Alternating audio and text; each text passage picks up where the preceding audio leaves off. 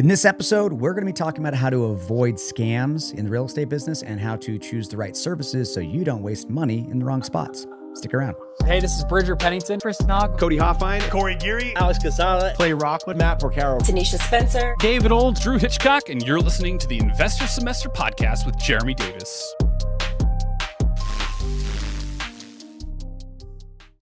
Hey everyone, welcome to the Investor Semester Podcast. My name is Jeremy Davis and I will be your host. This episode is actually a two-part. If you haven't listened to the first part yet, go back and listen to it. It's going to be right before this, where the purpose of this is to talk about building out your system stack, building out your software, the services, the vendors that you use.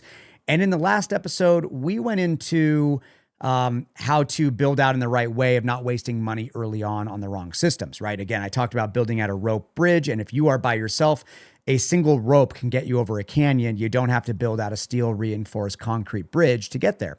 But in this episode, I wanted to talk about more of the negatives of this industry. I want to talk about scams. I want to talk about bad services, bad vendors, and truthfully, why you are going to be getting hit by this. It's going to happen. You're not going to be able to avoid this. I promise you that. But hopefully I can help kind of guide you early on. For me, I've wasted hundreds of thousands of dollars and probably millions of dollars lost in opportunities where I've had to backtrack and fix problems by using bad softwares or bad vendors, bad services, or bad recommendations by people that I thought were mentors of mine, but in fact were just gurus trying to sell an affiliate offer. And, you know, the word affiliate, by the way, guys, if you're not familiar with that, it is when somebody recommends a service and then that person that's recommending it gets a kickback. So for example, when I talk about PropStream and I say that I have a link for you guys to use, not only do you get a discount on that service, right? So you get to save money on using PropStream, but I get a referral fee from PropStream as their way of saying thank you. Now, that is a lot of how these industries work, and that's okay. Don't think that that's a negative thing. Quite frankly, listen, if you're going to pay full price for PropStream, why not try to get a discount, or why not try to have the person that recommended it maybe be able to make a little bit of money from that? But the purpose of this episode is not to talk about affiliates. It's to talk about why people recommend bad companies and how you can vet those companies better. So going back in time, I have trusted what a lot of coaches told me to do, and I listened to the services that they recommended. And what you realize is that there's three different stacks here, okay? So a guru is there for your email address. They are there to get you into what is called a funnel. They are there to market to you in every way, whether it be email, whether it be getting into live challenges, whatever it is. Now, that is marketing in general. So gurus are not just by themselves doing that. Like coaches and mentors will also do stuff like that as well, because again, it is marketing, it's basics, but a guru is there because they need as many people in their ecosystem as possible. And they're going to recommend, for them, they make more money by recommending certain softwares where they'll run a challenge and say, hey, here's the software we use. If you want to be part of this challenge, here's the challenge you have to use. Here's the software you have to use within the challenge.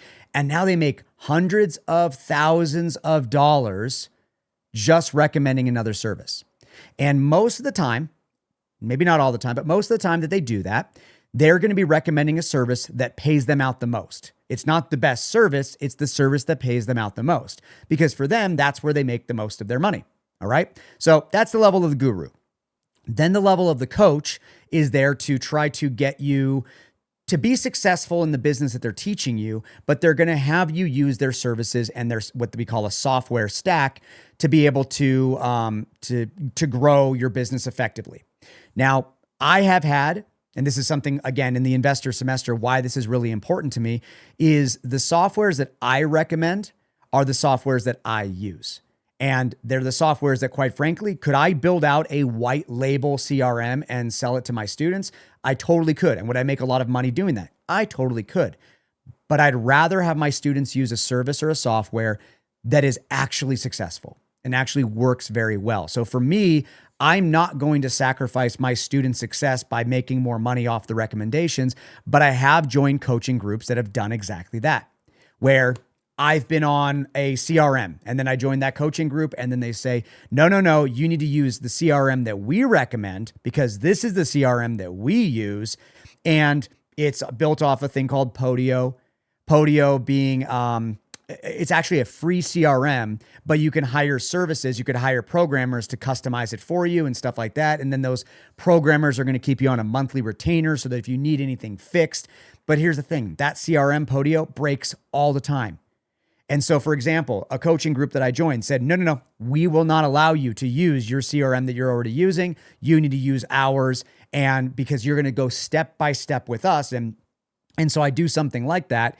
And turns out that the CRM that they have is completely unique. It's completely customized to them. The one that I paid thousands for to join is a maybe version 1 out of version 30 of what they've designed. And then for me to get it to where they're at, it costs thousands of dollars to get there. So to my point, when you join a coaching program, they are going to try to push you to use services that they recommend. And for me, again, it's the services that I use just like they advertise. Okay. So first, be aware of that. Okay. Secondly, to that, the final stage, I said guru being one, coach being the other, mentor being the final stack here. Because I partner with my students on my deals, I want to be able to use softwares that we use symbiotically to where that's why I recommend that. So for me, recommending softwares is because I use it in my system. It allows me to step into their system to where there is no overlap.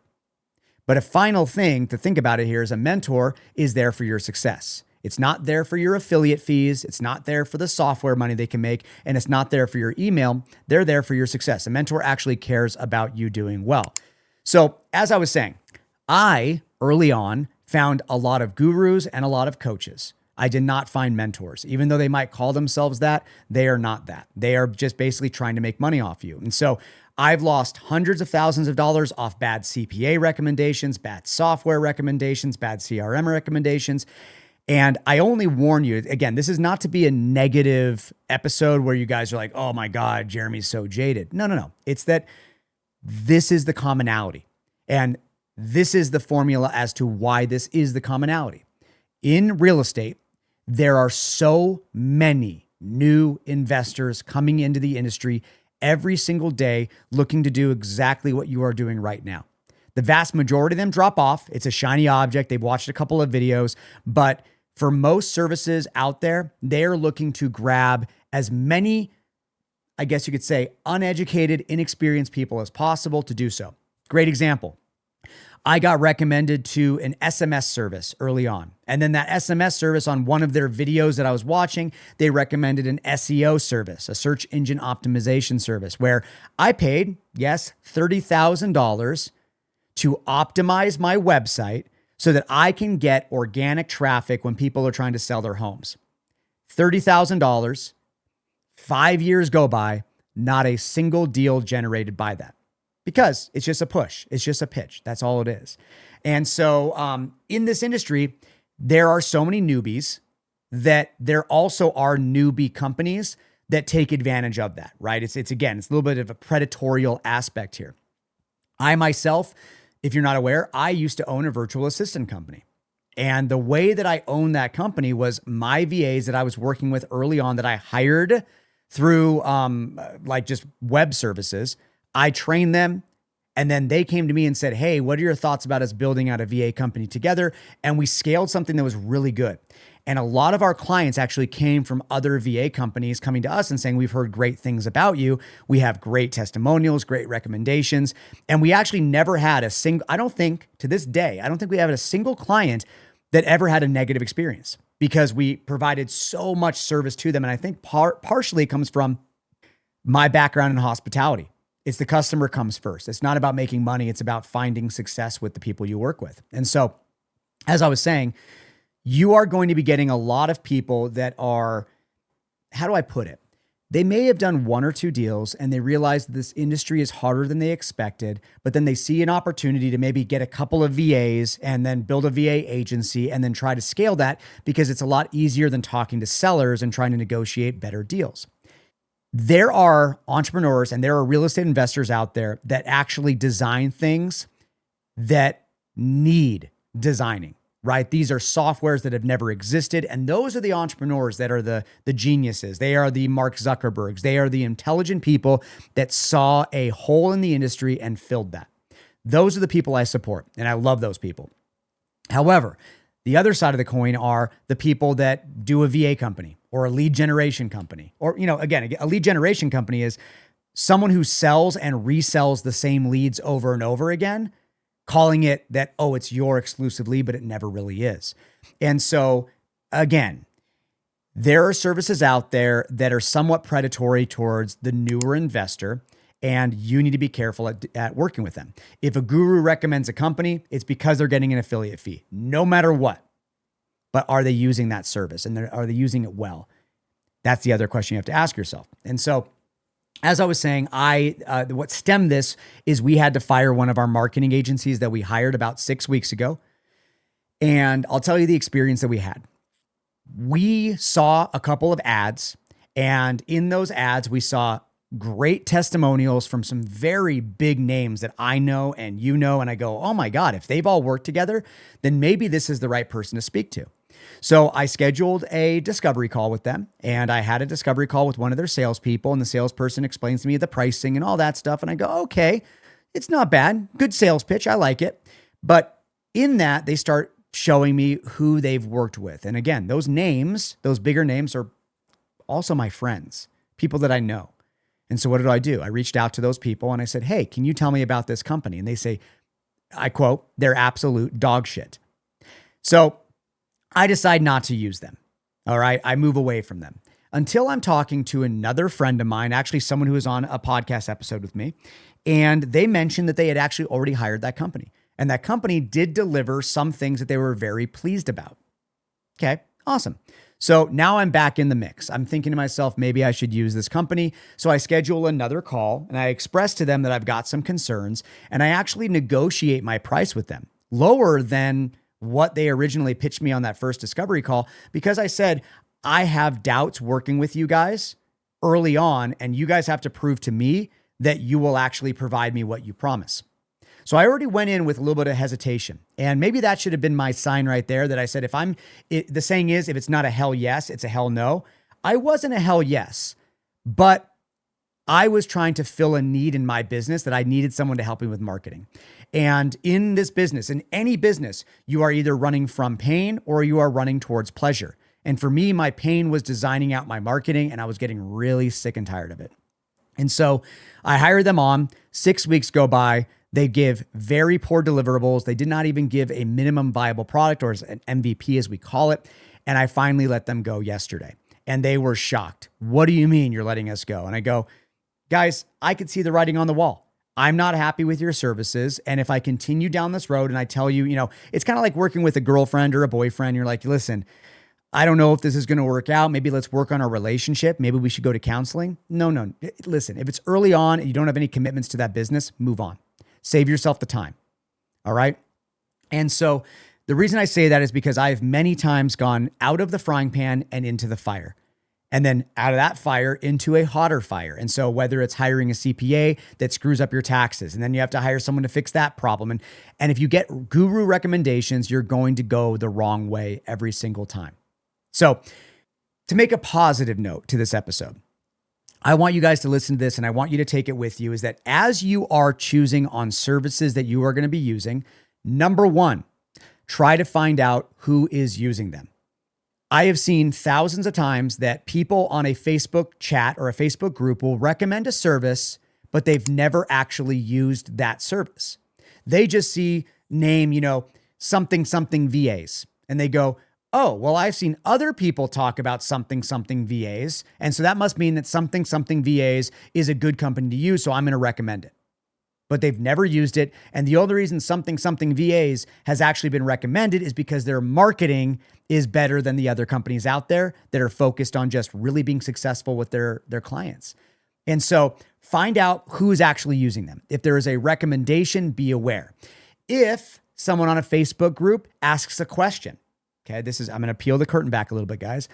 If somebody asks a question, hey, does anyone have a VA company they recommend? Do you know that is actually a scamming post? Because that person that asked that question actually is associated with one of the VA companies that's going to be recommended in the comments below, but it's going to be someone else on their team recommending it.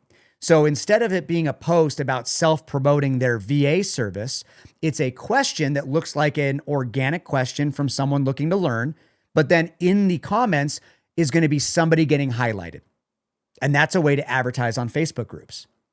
So again, there's so much just ickiness out there in the world. And this industry attracts a lot of that ickiness. So if I gave you anything from this, guys, I'm not trying to make you be super skeptical, but I want you to, if you're going to be partnering with someone on a deal, find their HUDs. Don't be embarrassed. Don't feel ashamed, right? It's like if you're going to sleep with somebody and you're not going to have any protection, don't you want to ask them, hey, when was the last time you got tested? And now if they say, oh, I got tested yesterday, I'm clean. Okay, can I see that? Like, I know that this sounds like really, again, scary, but no, you need to ask those questions because you don't know who the people you are that you're getting into bed with. And so whether it's a service or a software or a vendor or a partner, guys, it is your job to do your due diligence, and it is your job to make sure you're making the right choices.